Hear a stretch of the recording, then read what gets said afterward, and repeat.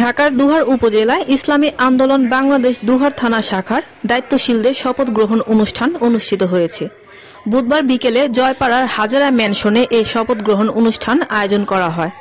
ইসলামী আন্দোলন বাংলাদেশ দুহার থানা শাখার সভাপতি হাফিজ মাওলানা ডাক্তার নুরুল ইসলামের সভাপতিত্বে ও সেক্রেটারি আব্দুল মালেকের সঞ্চালনায় প্রধান অতিথি হিসেবে উপস্থিত ছিলেন ইসলামী আন্দোলন বাংলাদেশ ঢাকা জেলা দক্ষিণ শাখার সেক্রেটারি হাফিজ মাওলানা জহিরুল ইসলাম। এ সময় উপস্থিত ছিলেন ইসলামী আন্দোলন বাংলাদেশ ঢাকা জেলা দক্ষিণ শাখার প্রশিক্ষণ সম্পাদক নূর আলম সিদ্দিকী,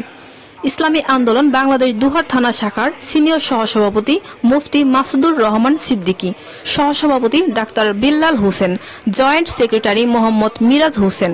সাংগঠনিক সম্পাদক হাফিজ তাওহিদুল ইসলাম, প্রচার ও দাওয়া সম্পাদক কারি ইদ্রিস আহমদ, অর্থ সম্পাদক মোহাম্মদ মুজিবুর রহমান, ছাত্র ও যুব বিষয়ক সম্পাদক আনোয়ার হোসেন, ত্রাণ ও সমাজ কল্যাণ সম্পাদক মাওলানা মাসুদ জালাল, দুহার পৌরসভা শাখার সভাপতি হাফেজ মিজানুর রহমান,